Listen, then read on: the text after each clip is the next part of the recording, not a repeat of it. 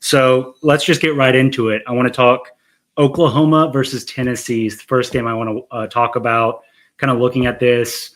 I know Oklahoma is coming off tough loss against Ole Miss. The Tennessee Volunteers offense is incredible. One of the Joey Aguilar is playing.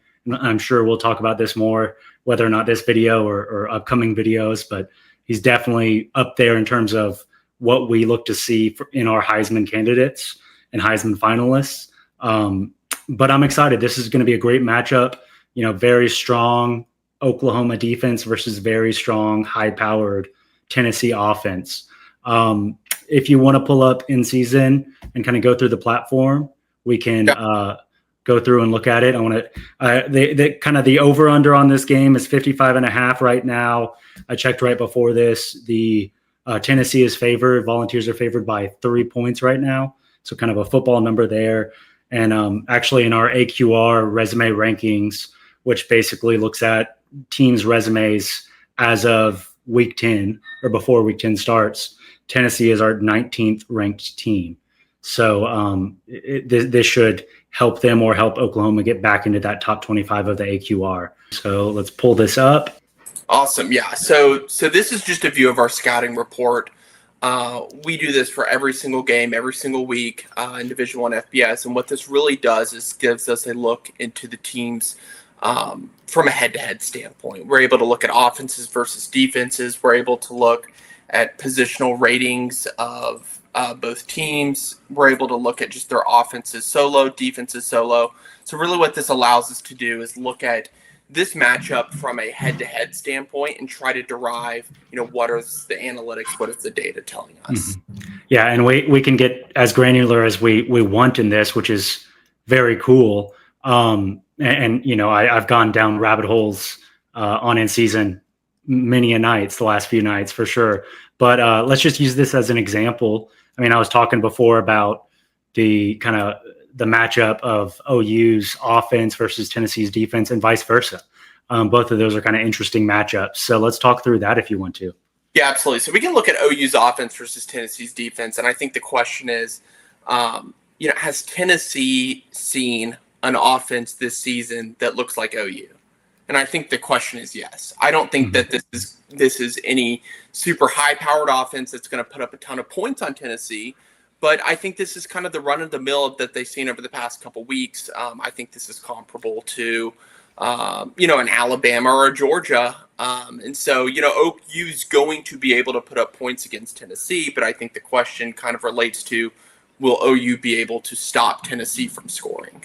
Yeah, no, I fully agree. And this is something, Cutter Boley for Kentucky last week. Not that it was ever really a game that Tennessee was worried about. Throughout the game, they kind of had a handle on it, but Cutter Boley put up 5 touchdowns, over 300 yards, kind of his best game in his young career. And John Mateer, as a senior, since coming back from that hand injury, has not looked the same. And so this might be kind of a get-right game for him statistically.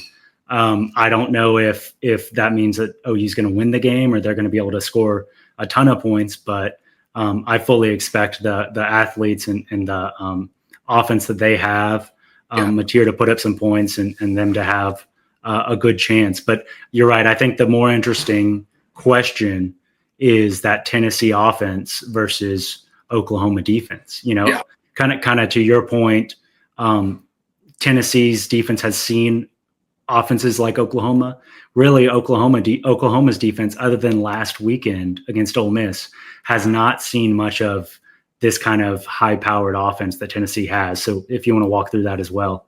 Yeah, I mean, this is just looking at, what has OU's defense allowed this season versus what Tennessee's been able to produce this season.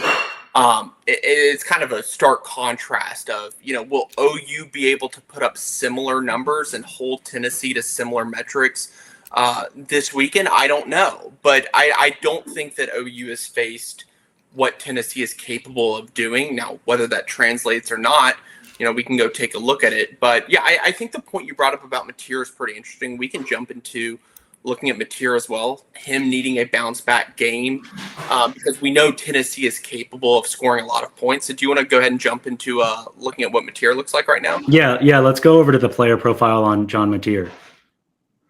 Awesome. Yeah. So, I mean, as you can see, the first 4 games, pretty solid, scoring, a couple touchdowns, about 250, 260 yards averaging. And then that hand injury happened, set out against Kent State. And then returning from that injury, just hasn't really performed well. I mean, a pretty abysmal performance against Texas, 3 interceptions. Now, do you relate that to him coming off an injury? Do you relate that to Tennessee's or to Texas's defense? I mean, that's kind of an upstanding question. Yeah. Or even just, it was 17 days post surgery. So not just an injury, but also, no, he hasn't been practicing. So, Texas has a good defense. I think there's a lot of factors there. You can almost write that off as well, but you're right. Kind of keep going. Sorry, I didn't mean to cut you off. No. I mean, but we're just looking at kind of the 2 games following, pretty solid performances. I mean, South Carolina only threw for 155 yards, not great. But, against Ole Miss, had a decent game. They obviously didn't come away with the win, but, putting up 26 points, pretty decent showing for the Sooners that week. I think one of the things I want to talk about a little bit too is Mateer's playmaking ability. And when I reference playmaking ability, it's really being able to create plays that are greater than 20 yards, really being able to get the ball down the field efficiently. He kind of lives in this medium pass range zone. That's kind of where his expertise is, those 10 to 20 yard passes down the middle of the field. And so it's really going to be whether, is he able to break across Tennessee's secondary coverage and get some of those big time plays. When he gets those big time plays, OU's offense does well. If everything's kind of pulled back to that short, medium gain, you have to rely a lot on the run game for OU. Yeah, no, exactly. And it'll be interesting to watch him. Would you mind also pulling up? Let's go over to Joey Aguilar and talk about him just briefly. Because I think that even though this is going to be, Oklahoma's defense is only allowing 12.5 points per game, 240 yards per game. Statistically right now, they're the best defense in the SEC and one of the best in the nation. But really looking at, other than that Ole Miss game last weekend where they gave up 34 points, they have not played a lot of high-powered offenses. So I think some of that could definitely be, who they've played. Some of it is they definitely are a good defense.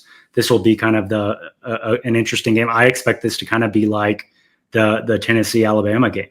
Kind of a high-scoring game, even though there's some good defensive play. But yeah, let's walk through Aguilar a little bit as well. Yeah, kind of where Mateer struggles in that deep pass range, throwing the deep ball, getting the ball down the field. That's where Aguilar really has a lot of success. He's one of the best deep ball passers in the country. Thrives under the blitzes. So another thing that we can discuss is OU's has pretty good coverage defense, but they're also one of the better pass rushing defenses in the SEC this year.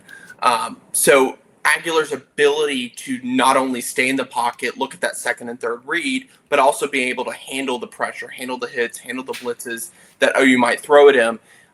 If OU's able to get to him and get a sack, that's great. But if, the coverage breaks down, blitz is coming, and Aguilar's able to get it down the field, I think that's one of the risks that OU is going to face. So it's going to be interesting to see how their defensive schema, how they prepare against a quarterback like Aguilar in an offense like Tennessee has. Yeah, no, I fully agree. I think it'll be, it's one of my most interesting matchups for this week is that kind of offensive and defensive pairing. So, do you have any kind of final thoughts on this game? Any predictions or projections or anything like that? Yeah, I would say from a prediction standpoint, I think that this is going to be a high-scoring affair. I think Tennessee's going to be capable of scoring on OU's defense. I don't think OU's really faced a defense like they're going to see against Tennessee. On the converse, I think OU scores. I think Mateer has even more kind of continued that trend of bouncing back from that Week 5 injury. And so I think it's going to be a high-scoring affair. I think Tennessee takes this, and I think they take it by more than a touchdown. I just don't think that OU has seen an offense like Tennessee's this year. And I think that Aguilar's, throwing IQ, ability to make smart plays, get it down the field. That's another thing I wanted to point out. His ability to not turn the ball over, get the ball downfield, and make the second or third look plays, I think is just going to greatly benefit Tennessee's offense. So that's kind of my prediction. What about you? Yeah, no, I mean, last week, Joey Aguilar was 7 for 7 on deep throws. I fully expected them to take some shots early, kind of show some holes in that OUD. Mm-hmm. And I mean, really, when you're looking at the matchups this weekend, in terms of AP poll rankings right now, this is one of the only kind of ranked matchups. This could be, this very well could be Aguilar's Heisman game. Sure. He could, if he puts up some big numbers, makes some big plays, he might kind of run away with this thing just looking at his stats so far. So I think this is a very exciting game, exciting matchup. I'm excited to watch it. Any OU Tennessee fans out there, this is our first show. We will get better at this, and we will continue putting content out there for y'all. So give us a like, follow, subscribe, reach out to us on X or on Instagram, and then check out INSZN.co. There's the link in the bio.